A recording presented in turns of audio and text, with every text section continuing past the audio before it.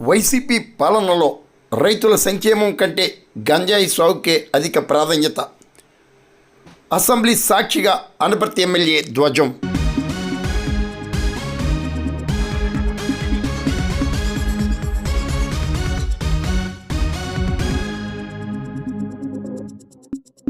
గత వైసీపీ ప్రభుత్వ హయాంలో అన్నం పెట్టే రైతులను గాలికి వదిలి గంజాయి సాగుకే అధిక ప్రాధాన్యత కల్పించినట్లు అనపర్తి ఎమ్మెల్యే నల్లమిల్లి రామకృష్ణారెడ్డి అసెంబ్లీ సాక్షిగా సంచలన ఆరోపణలు చేశారు.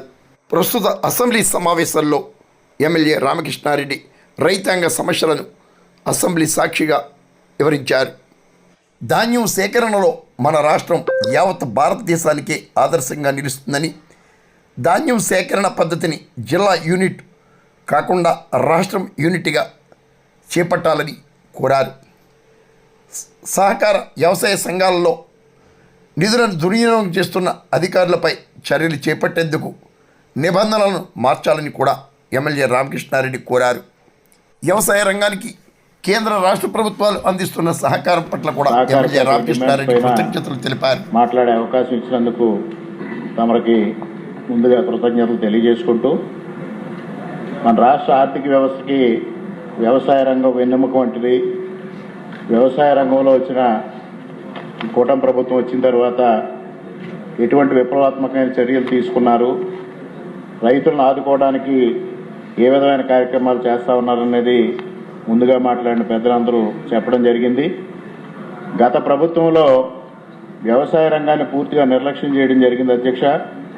గత ప్రభుత్వం గంజాయి రైతులకి ప్రోత్సాహకాలు ఇచ్చి అన్నం పెట్టే రైతులకి గాలికి వదిలేసిన సంగతి కూడా ఈ సందర్భంగా మనం గుర్తు చేసుకోవాల్సిన అవసరం ఉంది అధ్యక్ష.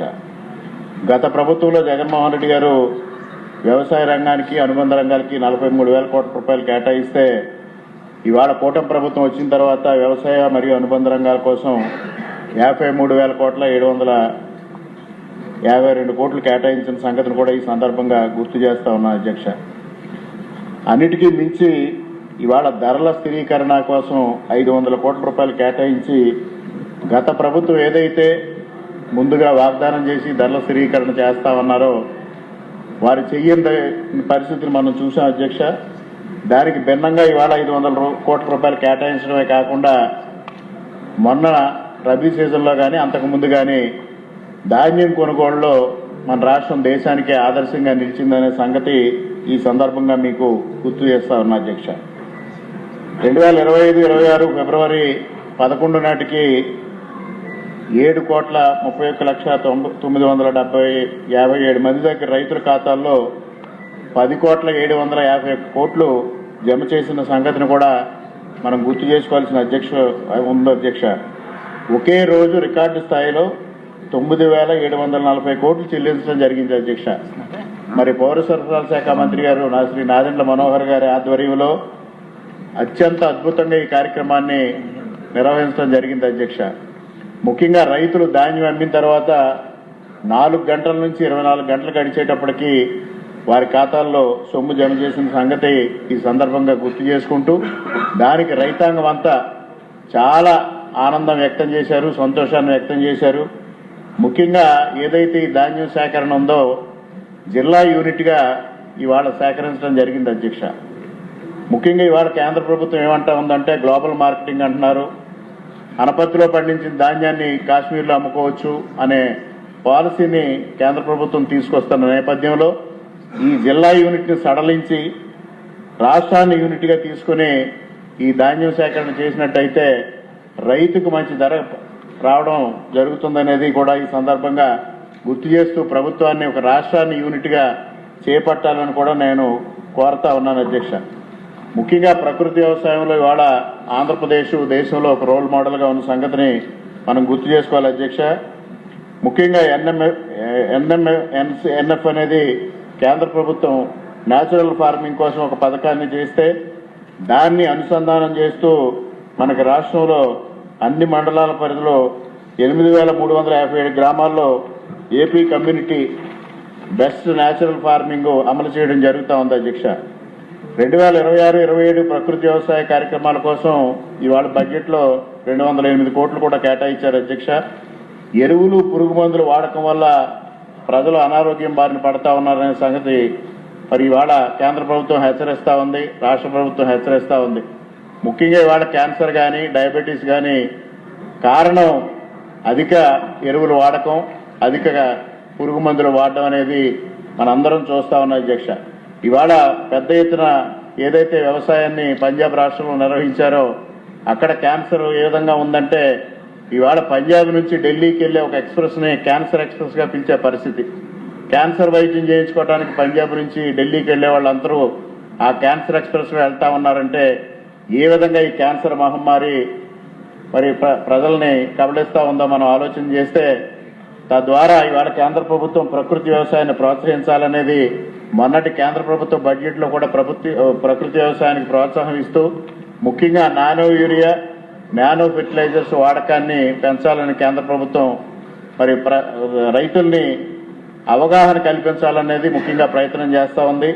మరి national mission on natural farming NF కార్యక్రమం ద్వారా ఈ విధమైన కార్యక్రమాలు చేపడుతున్నప్పుడు ముఖ్యంగా మన వ్యవసాయ శాఖ ద్వారా కూడా పెద్ద ఎత్తున దీన్ని ప్రోత్సహించాల్సిన అవసరం ఉంది, రైతుల్లో అవగాహన కలిగించాల్సిన అవసరం ఉంది.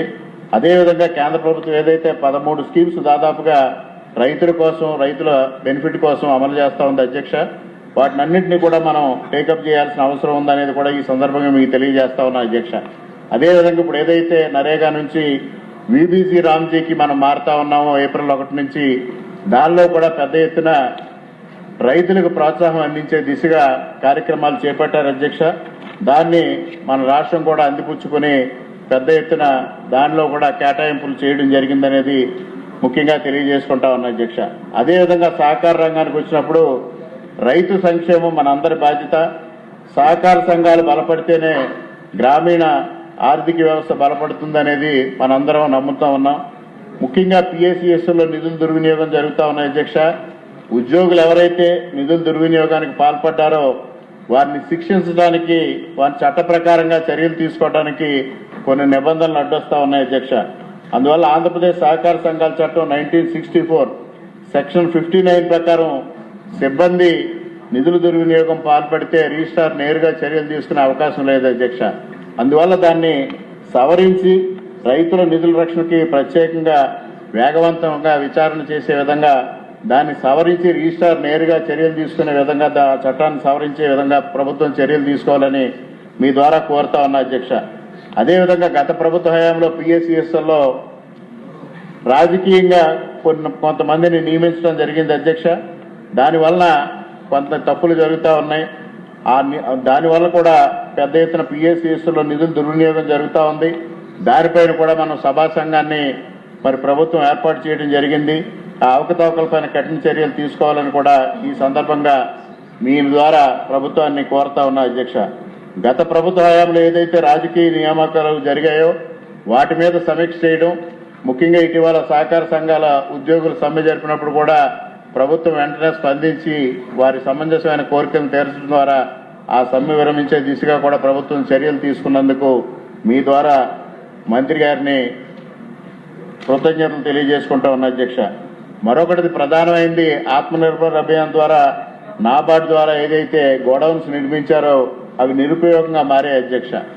వాటిని వినియోగించుకోవడం ద్వారా ప్రాథమిక సహకార సంఘాలపైన రుణాల భారం తగ్గించాలి.